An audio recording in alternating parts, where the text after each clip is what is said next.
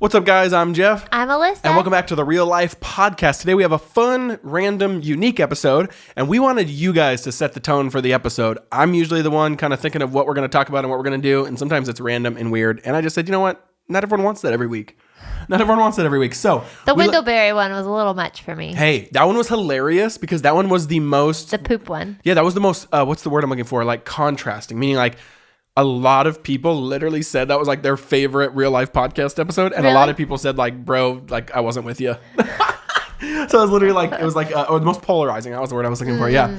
Funny. Okay. So this one, we let you guys set the tone. We don't do this very often, but we let you guys write in preloaded questions. I will try to say what your guys' names are, and we'll range these all the way from funny to serious to marriage and family to singleness to theology. I tried to range them all. So, and I have no idea what they are. So here's a good starting one, which I thought was kind of a fun. I know lead which I thought was an encouraging one, and we can just talk about this one, which I thought was fun. Okay, here, come in a little bit right here in the frame. I just realized you're a little out. Okay. Oh. Okay.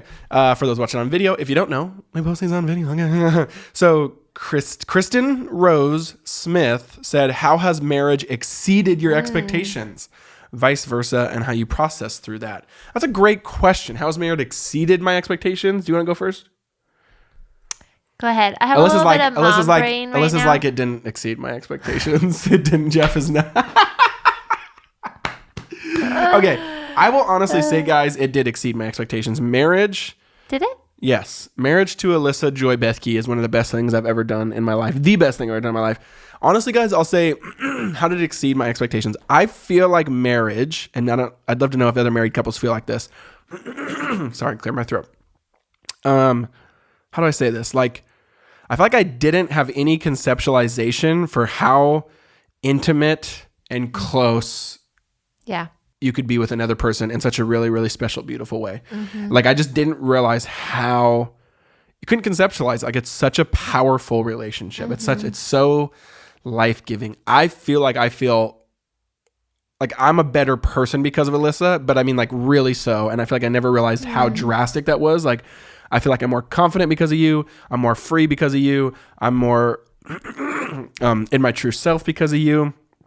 And then also just to have like a best friend, but not just a best friend, but like a best friend that is like so intimate with all the benefits that marriage has. It's just like that, which we know what we're talking about there. But it just exceeded my expectations of just like the level. Here's what I'm trying to say. The level of closeness and intimacy I couldn't have actually been able to conceptualize until we got it. And it's just like, it is so amazing being married to you. And it's so close and rich. And like, I feel so full because of you. So that's how it's exceeded my expectations. But what about you? Thanks, babe.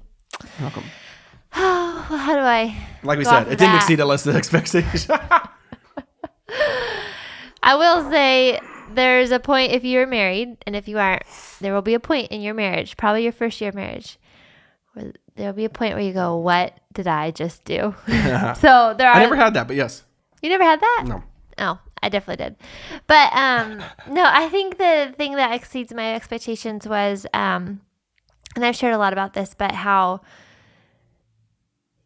you know, before you're married, you can always hide part of yourself. Even when we dated, I could come home from a date night and cry my eyes out at something that was said or something I'm afraid about, or with friends or with your parents or whatever. There's always like part of you that only the Lord knows. And in marriage, having Jeff see all of that, like, I can't hide from him. I can't run away. He always is there. He's always asking me. He pursues me, and I can't run away from it. But yet he's not going anywhere. And he enters in and he helps me in my weakness. He loves me through it. He points me to Jesus. It really shows me the love of Christ and how he knows all of us and all of our darkness and our fears, and he enters in and just like wants it to bring us to, what do you call that? Fruition, or like? Just like he wants to make us our best selves, and he wants to bring us into the light, and he wants to like just really envelop us in his love, and nothing pushes him away. And I feel like in marriage, I get a real taste of that. And I never would have expected that. And so that's been a really, really sweet thing. That's good.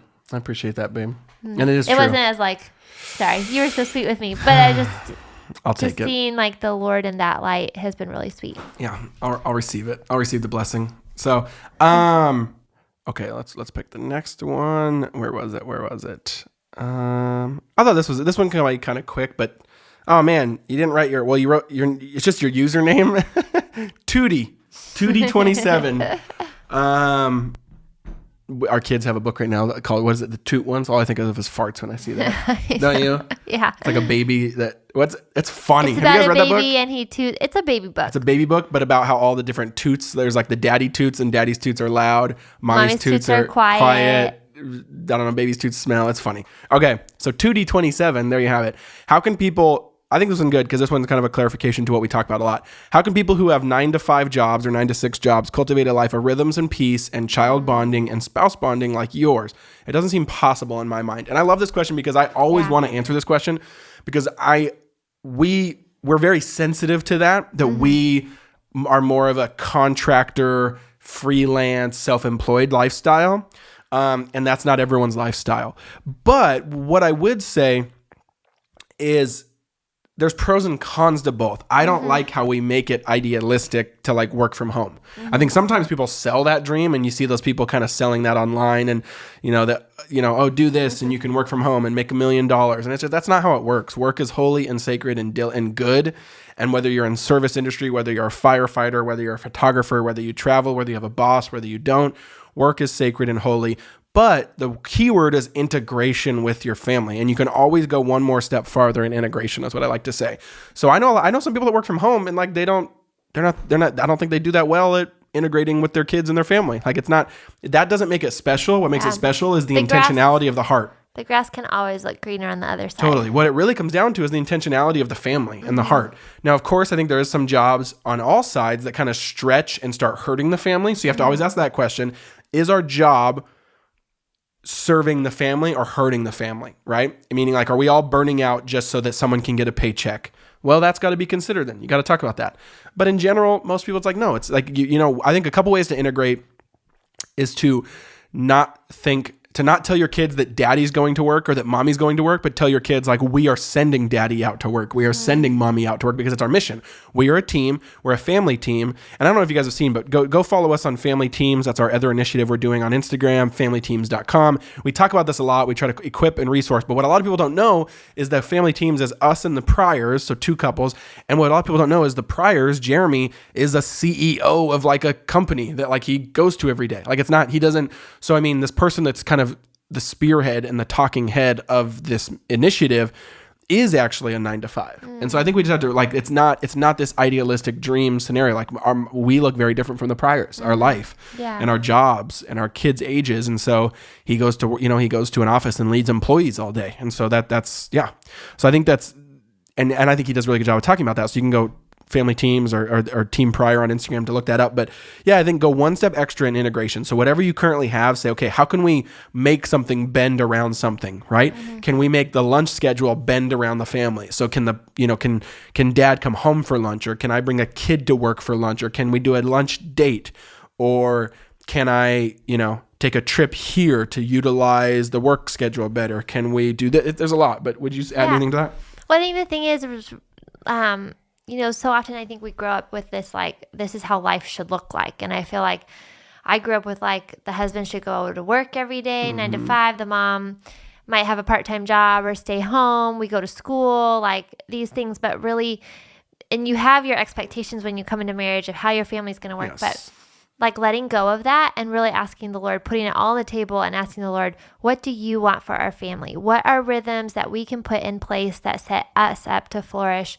What are the personalities of us as husband and wife? What are the personalities of our kids? What do they need? What do we want to be about in this season? And then going from there and just letting yourself have freedom there, giving yourself creative space. Like, for instance, our really good friends that Jeff works with, they have 2 kids, a son and daughter, and the daughter's super into dance. And but her dance school is 2 hours away, and they don't want to drive in every day. But dance is like, the world makes you feel like, but you have to do, if you want to be a dancer and be successful, you have to dance 5 days a week. And they're like, we're just not going to do that. We're going to pay the exact same amount, but we're only taking her 2 days a week. Here's what's crazy, guys. And I wanted to say this, the dance studio made them like they called and they said, hey, like our daughter just wants to dance twice a week. Like, like this is too much of an impediment on our family.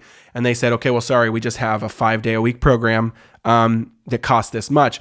But it wasn't that the dance studio cared more about the money than the actual amount of time the kids were coming. So they said like, okay, well, we'll still pay that, but we'll pay the same price, but can she still come only 2 days a week? And they said, yes. So I just think that's fascinating that basically like they said, okay, so to sacrifice for their family, they didn't change what they paid, but she just shows up 2 days a week now. I just found that fascinating that they really like owned that and said this is how it's going to be. And so I think to go out of the box, to ask questions, to kind of go out on a limb for your kids, to ask what is best for your family, and then to set up rhythms there.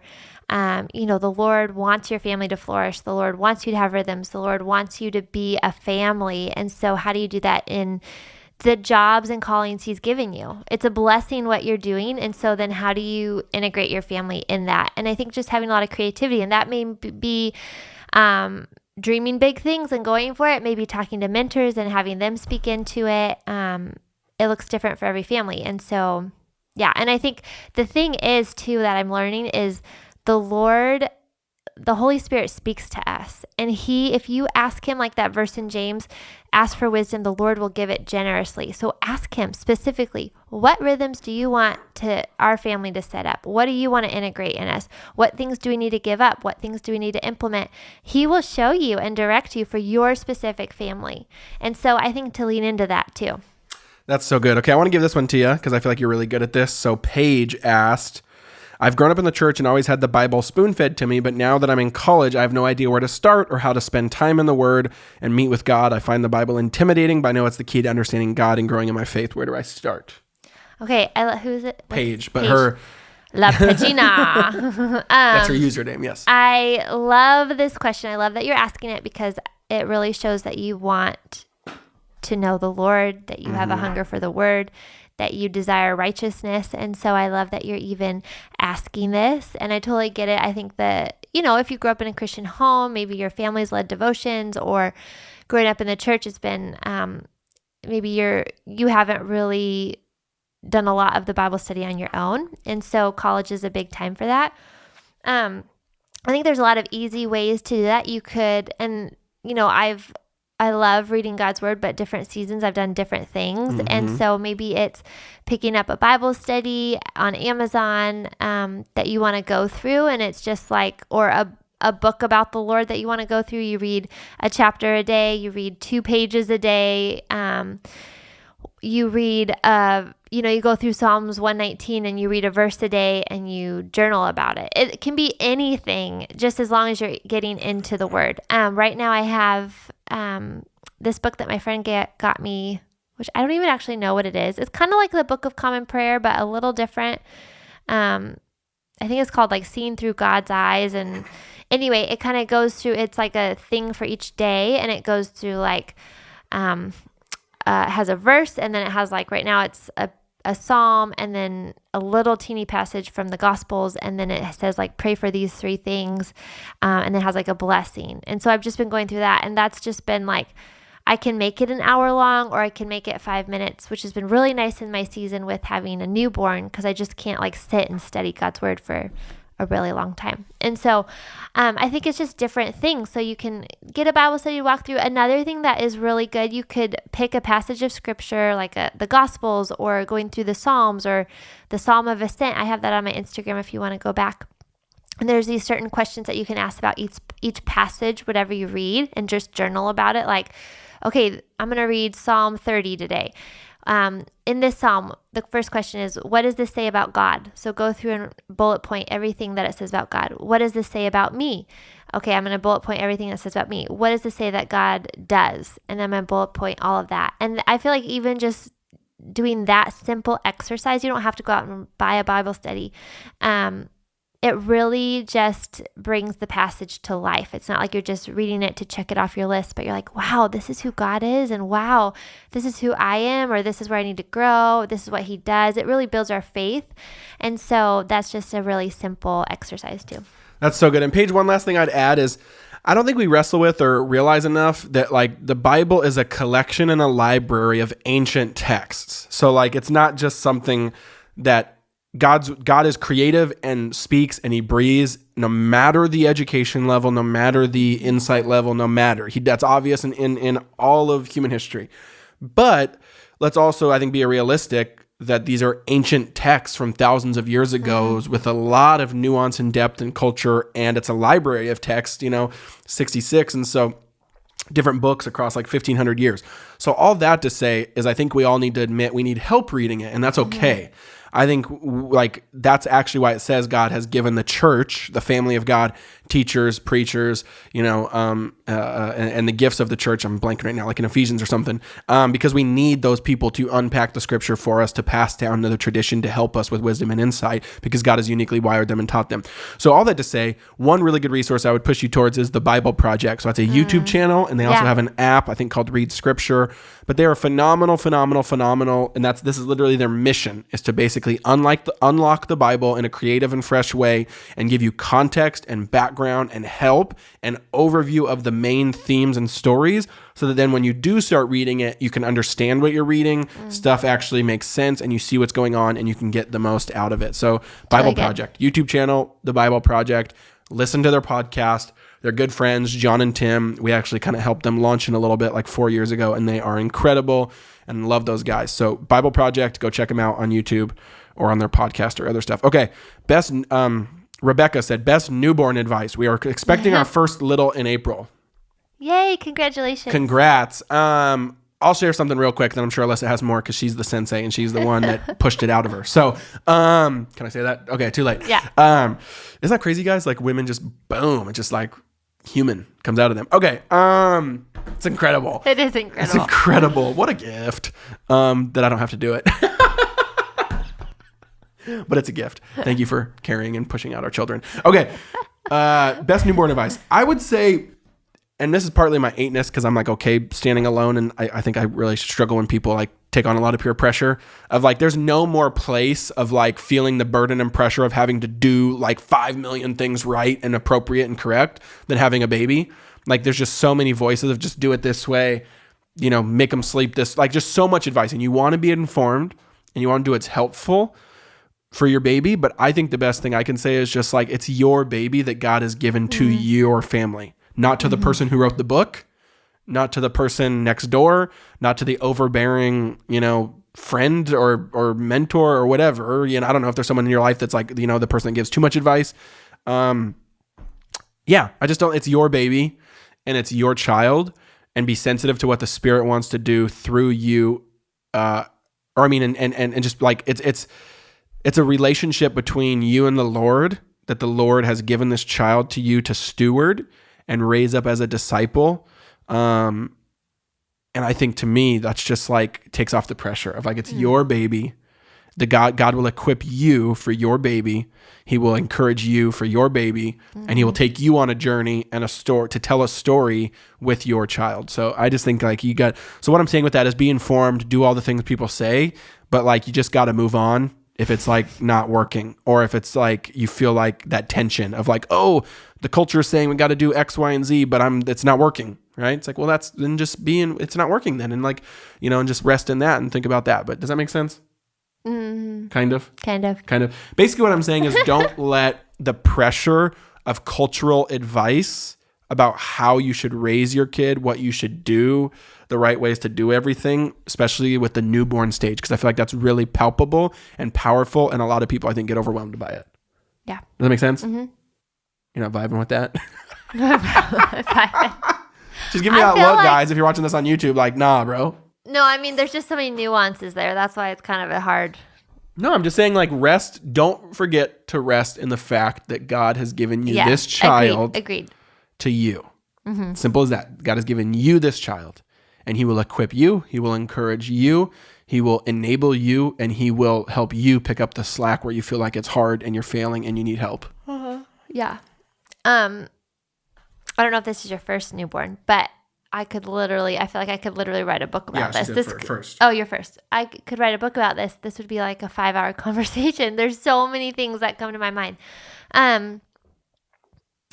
I don't even know where to begin. And I have mom brain, so I can't put two words together right now. The best advice that I would give for a newborn is I honestly feel like every time I have a baby, the first 6 months are just hard for me. I struggle with postpartum anxiety, and it's just like you're learning a whole new person. And every baby I've had has been different, with sleep, with eating, with my body, with our family. And so I think the thing I'm really learning is I don't have to worry that God will sustain me in this season, that he is drawing me closer. He's making me strong. He's making me resilient. He's making me to really, I think the main thing in the newborn stage for me is I'm just on my knees a lot praying and asking, and that's beautiful to the Lord because he wants us to come to him. And even if that's on our knees, if we're coming to him, that's all that he desires, and he will give wisdom for you. He will give the help you need. He will give you the advice we need. I feel like Sis was a pretty easy baby, very textbook. Kinsley. Yep. She's pretty textbook, and I had help from my mom, and I had some books, and I had some mom friends that I could ask things from. And then Cannon, he was born, and I was like, I know exactly what I'm going to do, the things that didn't work with Kins and the things that did, and I'm going to implement these. And then it just didn't work with him. And so it was like, oh, you're a whole new person. And so I need to learn new things with you. And with him, his eating was off, his sleeping was horrible. So we had a lactation consultant come. We had a sleep consultant, which if you need one, Hannah, I'll get her name. But anyway, there are sleep consultants. It's incredible. I bawled crying. She was the biggest answer to prayer. She was a believer. We did the email thing. So every day I would email her. If those things are hard, there is help. And then with Lucy, it's she was born. I was like, okay, I have no idea what you're like. I can't wait to get to know you. And she has had lip and tongue tie. And so that's been a journey, a new thing. And she's an incredible sleeper. And so it's just every baby is different. And I'm still, no matter what, still totally relying on the Lord. Even though Kinsley was pretty textbook, she was my first baby. And I feel like you're just oh my gosh, you're sending me home from the hospital. You trust me with this baby. And so, oh man, I remember that first oh man, I was I felt so vulnerable when we put her in the car and it's I got to drive this thing home. I know. And I felt can I do this? Am I equipped? Yeah. And I wasn't, but God ended up. Yeah. So I think the thing is and I think Angie, the Courageous Mom on Instagram has really good stuff. She has a whole course on postpartum and how to have just things. And I've only listened to one of her videos, but I was blown away. I was like, why didn't I know this? Superfoods after you have a baby, bone broth and avocados and eggs and just a bunch of things. So she has great resources too. But the main thing is to accept this season, to soak up the baby because it's beautiful, to depend on the Lord because it will be stretching. And then to really have you and your husband be a team in it, to really lean into each other and help each other, and to not let those lies come into your head about competition, about who's doing what role is whose. I know with Sis, when she was little, it was well, you go to work and you get to clock off at 5. And I'm mothering is 24/7. And so not to believe those lies, to really step in and be a team in it, to really implement things that set you up well. I know for women, after they have a baby, it's really important that you feel supported, that you don't feel alone. And that you take care of yourself, eating good foods, having support, all those things. And so I can go on and on, but hopefully there is some nugget of truth there. Totally. But it really is just I'm just soaking up Lucy so much in her snuggles. And it can be a really sweet season, but no matter what it is, to really lean into the Lord. Yeah. And then I think what I would say to that, which is the cousin of that, and then also the cousin of what I said, of don't try to bulldoze through the season with all your right answers. Again, I think that's kind of this cousin to what I said earlier of so many times we just want to read all the books, get all the facts, get all the right things, and then just start pounding that into the baby when it's no, that's let the baby speak to you. Let the season speak to you. Let it kind of not let it be what it is, because if it's hard, you want to try to find solutions and help, but bond and let it be sweet and let it be tender and let it be a really, really special season that you're not going to get back because you don't. Yeah. And so I think I think kind of like concentrating on bonding, attaching, and just the sweet, sweet newborn stage and just kind of letting it be that. Yeah. I think it's really special. So, but then within that, also asking for help. Get help. Because the way you can let it be a sweet season is by getting help. The way you can let it be is like, I need it all. At some point, you do need to train. Solve it, Lord. You do need to train your kids how to sleep, how to eat, how to, totally. And it goes on and on their whole life. But yeah. Okay, last question. This one is fun. It says, what is one? I was gonna try to. It's like TSA Renge is your Tassara. I don't know. We love you. It's hard when it's the username. I can't distinguish a name. What is one interest? This is just a fun one to end on. What is one interest that you have that Alyssa doesn't care for? And what's one interest that Alyssa has that you don't care for? And what do you do about it? Ooh, there's so many. That's fun. Oh, what do you mean? Like interest that you have that I don't care for or that I have? Or well, that you have that I don't care for. And I think what she's asking with this question is kind of the ones where the rubber meets the road, meaning like, is there anything where I feel like in the marriage I have to go get on my own or like go do on my own because you don't want to join me with it or you don't want to be a part of it? Mm-hmm. I don't feel like I do actually. That like takes me away. The only thing I would say is like going to see movies. Like I really enjoy.